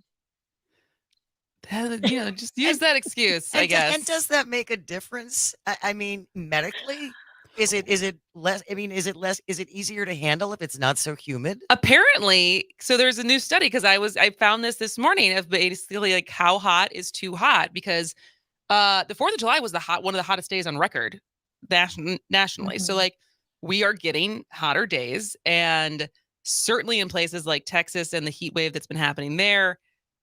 Arizona is I've always been told Arizona's summers are basically like Wisconsin winters. Like you just don't go outside because it gets so hot. But it looks like there's a new study as far as like what happens to the human body in these temperatures. And at least what I read, and doctor, you can correct me if I'm wrong, it does, because of our body's ability to sweat in humidity, because it's so saturated, it actually does impact that. And so humidity actually is worse for your health as far as your function of sweating. But I'll let you say more about it since you're the doctor. Well, yeah, and when it gets to a certain temperature, your body, your metabolism is so revved up trying to cool your body down. Like think about your car. You know, if you've got a car and you are pushing it and it's really hot and the air conditioning is on, like your car can only take so much. Your body is kind of the same way. At some point, it stops being able to cool itself. And it seems like that point is somewhere in the mid-hundred teens. So 700 people a year die of heat-related injuries and illnesses. And it's going to be really important for us in these hot July days to be smart. Stay inside or in the shade in the peak time of day when it's so hot outside. Stay hydrated, be smart. Don't go outside and go for a bike ride or go for a vigorous run, because even if you're in great shape and you think you can do it, it's still not great. Wait until it starts to cool down or go early in the morning. Just, use common sense. And what are some of the things that happen to your body, like that they found in this study when it's too hot? What is actually scientifically happening biologically? Everything, your machinery, your metabolism just ramps up to try to cool you down, to try to help you sweat and to breathe more. Think about a dog when it's hot out and you see them panting, your body is doing kind of the same thing. On the inverse side of that is like if I deliver a baby who isn't doing well initially, we cool that baby. We try to slow down that baby's metabolism because we don't want all of those internal protective processes to start causing damage. And that has been shown to really impact them well long term. So when you look at the heat piece of it, you really want to try to keep your body within that normal range where your body knows how to function, because you can cause permanent damage. So good to know. Hydrate, stay in the air conditioning if you have it, stay in the shade. Beer does not count as hydration. Beer does not count. Beer does not count. Neither does coffee. Nope. I feel like there's debate on that. Every once in a while, I feel like I see something where it's like the water intake is still there, but it's not actually dehydrating you with coffee. Well, I mean, the water intake is definitely in there, but you need more volume. Like a cup of coffee, fine. Don't worry about that. But like you cannot drink a giant iced coffee and expect that to be appropriately hydrating you. Soda too. You need to drink water. I mean, truly water. If you're going to be drinking large volumes, your body needs water. Yeah, so that's good to know. All right, so then the final topic that I wanted to touch on today was where is it? Hormone therapy. Maybe not great news with some potential ramifications of doing hormone therapy. I'm glad that you picked this one because I think it's important to talk about it. So this giant Danish observational study came out that showed that even women who use hormone therapy for a short period of time can have cognitive decline later in life.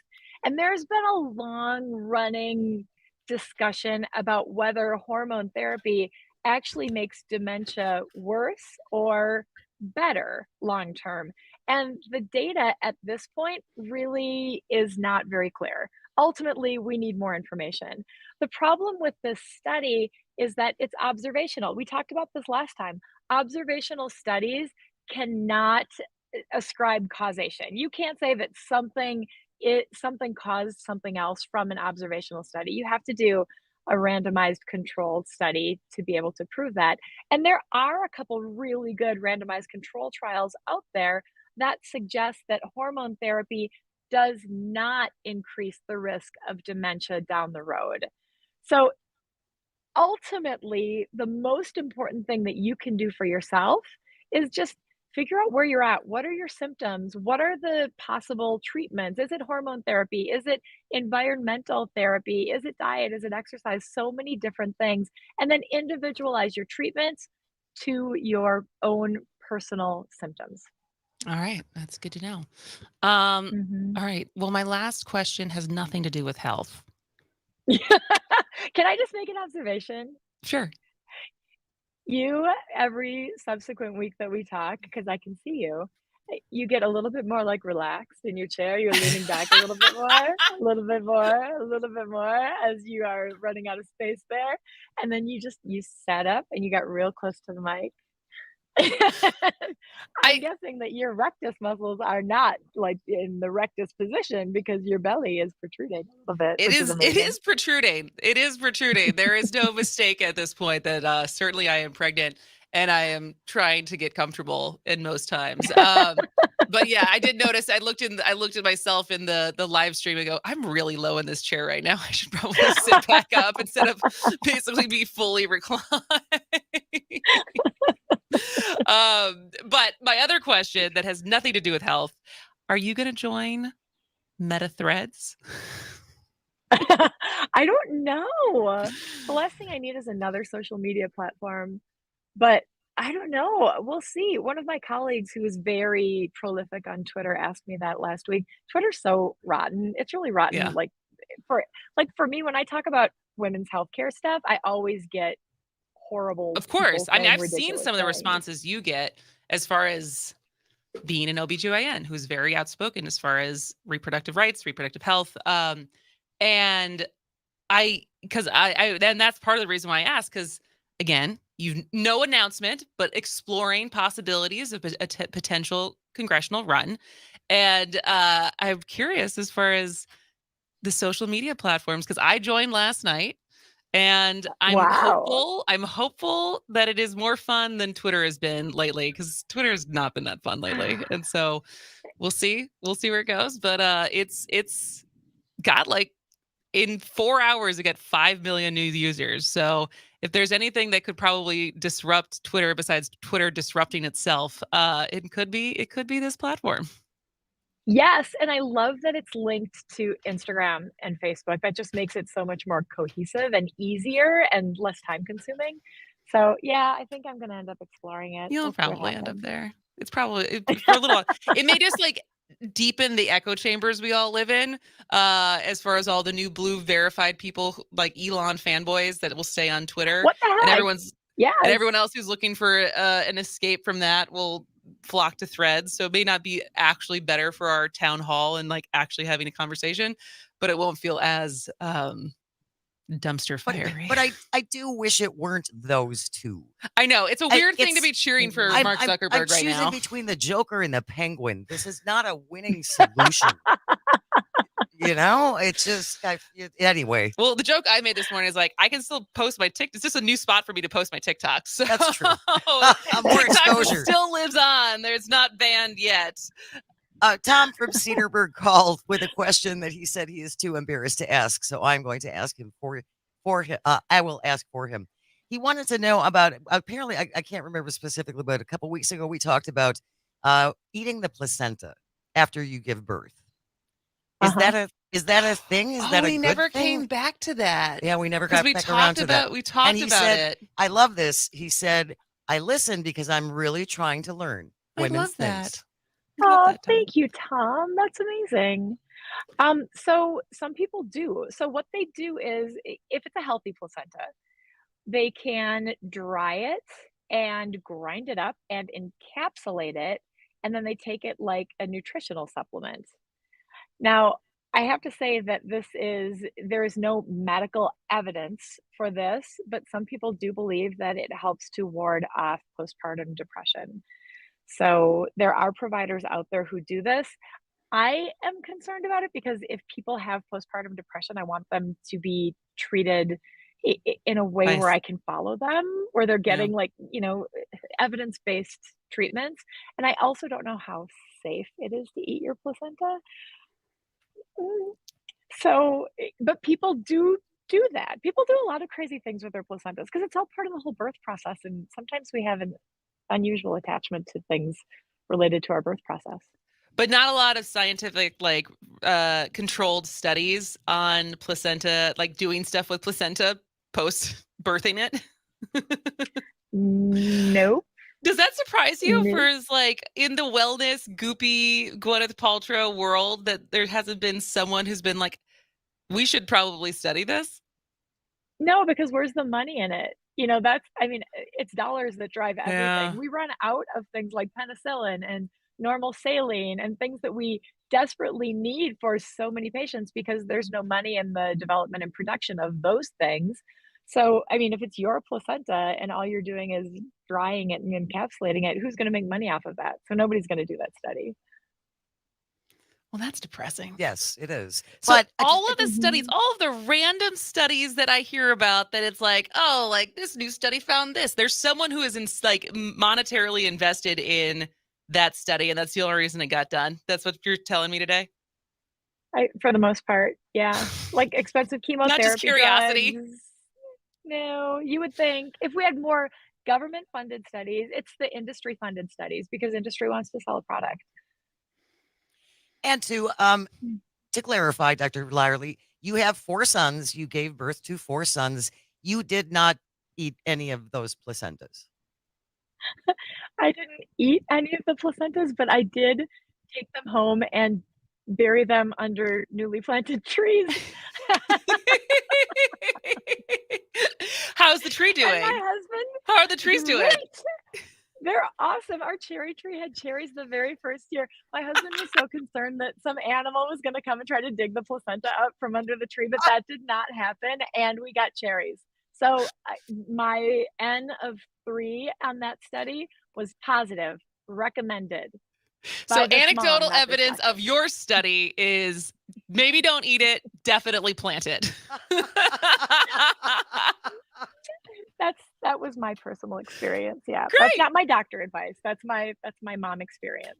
I'll have to let my mom know because she's really been pushing me on this garden. So we'll see what gets planted now in October and what blooms in the spring next year along with my infant. And thank you for giving me a couple promos for the next couple of days. We now have our new promo for public cervix announcement for the next month.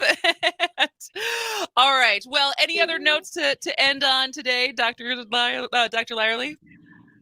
Oh man, it's summer. Like stay hot or stay cool out there. It's going to be hot. And also protect yourself from mosquitoes. There's been a lot of talk about malaria spreading, and malaria is not the only thing. We talked about Lyme disease with ticks, lots of other things like that. So protect yourself from those bugs because they can really cause problems.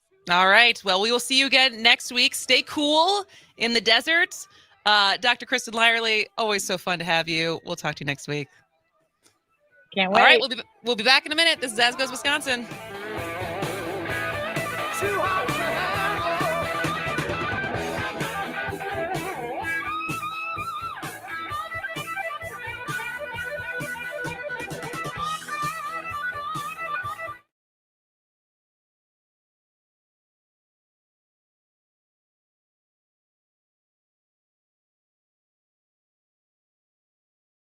Attention, Wisconsin veterans.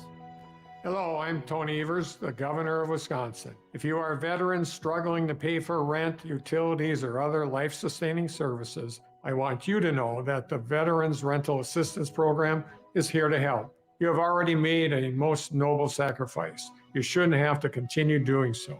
We are here to support you. The Veterans Rental Assistance Program was created by and for people living in Wisconsin, with benefit approvals being issued to veterans in just days, not months. It's never easy to ask for assistance, but rest assured, we're here to help. You've always been there for us. We want you to know that we're here for you. Call 833-WIS-VRAP. That's 833-947-8727, or visit vrapwi.com. On behalf of the state of Wisconsin, thank you. Larry, it's your mom. Did you know the Civic Media Network covers the whole state of Wisconsin? They can help your business get the word out, whether you want to reach a smidge of folks or just want the whole kit and caboodle. Call 608-819-8255. Okay then, bye. We've all felt left out. And for people who move to this country, that feeling lasts more than a moment. We can change that. Learn how at belongingbeginswithus.org. Brought to you by the Ad Council. Here's your updated forecast on the Shaw. A mix of clouds and sun this afternoon with a high of 76. Northwest winds 5 to 10 miles an hour. Lows level off around 54 tonight, mainly clear. Highs around 77 tomorrow, mainly sunny. Chance for scattered thunderstorms Saturday with highs in the upper 70s, partly cloudy skies Sunday. For Civic Media, I'm meteorologist Derek Height. Currently, it's 72 degrees. You'll never know how much I really love you. You'll never know how much I really care. Listen, do you want to know a secret? Do you promise not to tell? Whoa, whoa, closer. Well, welcome back to As Goes Wisconsin. I'm Kristin Bright. She is Jane Madnair. And on this day in 1957, Paul McCartney, who was 15. Wow. I didn't realize they were that young, but he was the baby.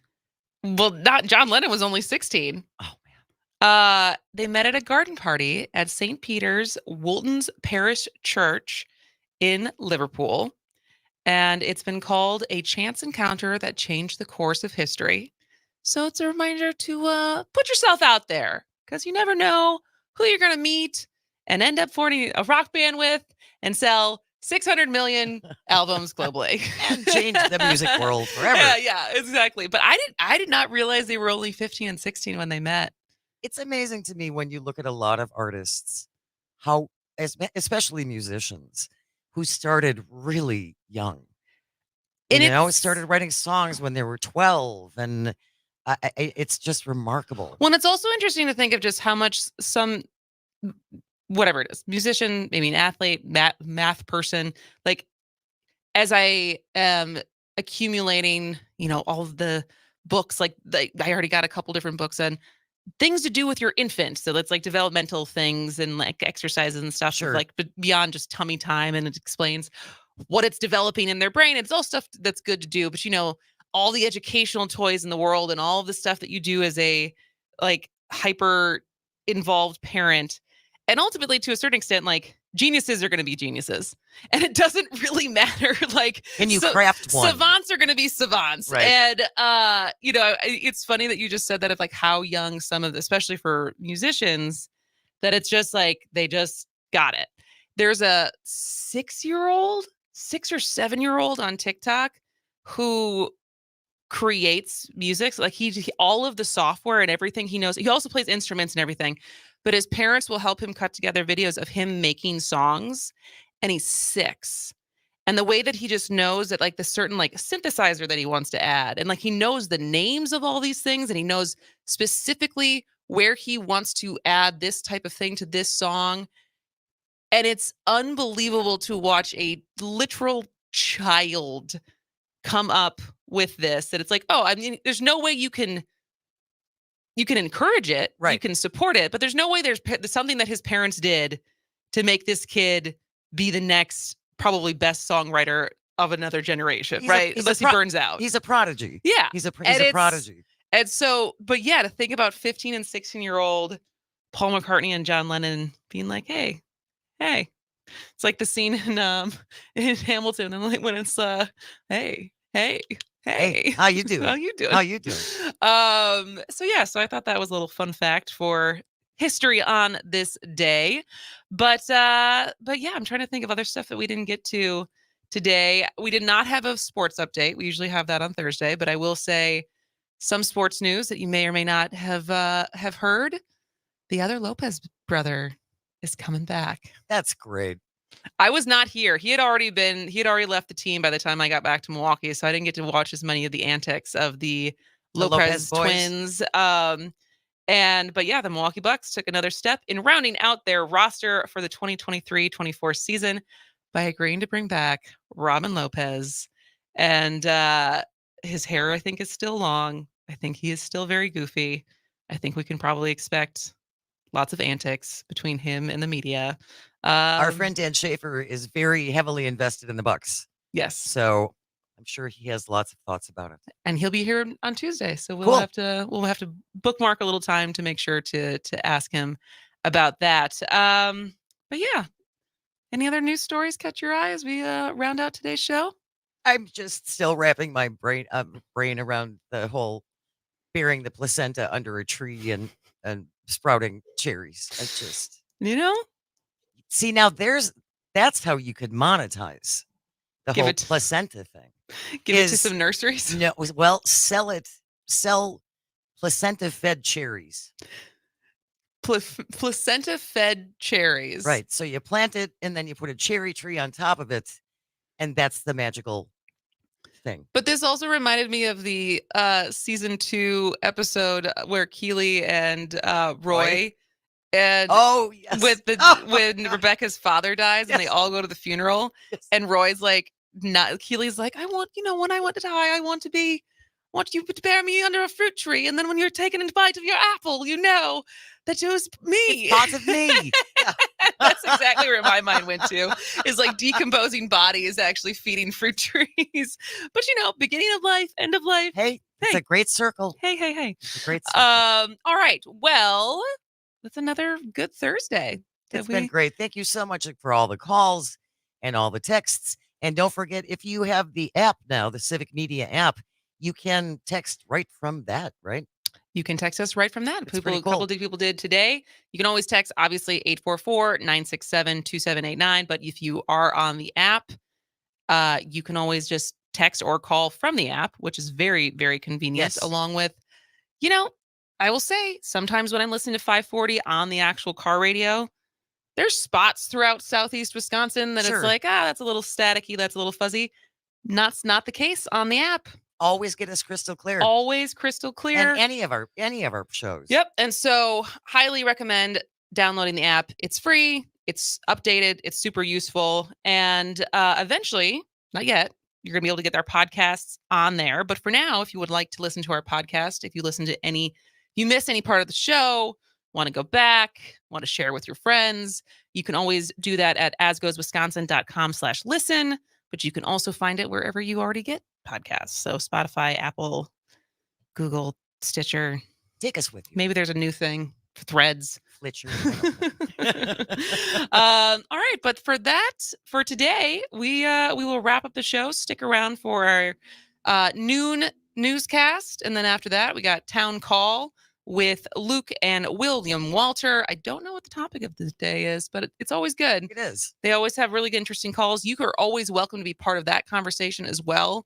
They're very eager to take your call and get your input on whatever the topic of the day is. Let's have some dialogue. Exactly. But as for us, we will be back tomorrow. Like I said, Phil Nee from WRCE will be here at 10:30 tomorrow. We also, I don't know off the top of my head. We're going to have a great show, though, because we always have a great show. That's it. Have a great day. This is As Goes Wisconsin.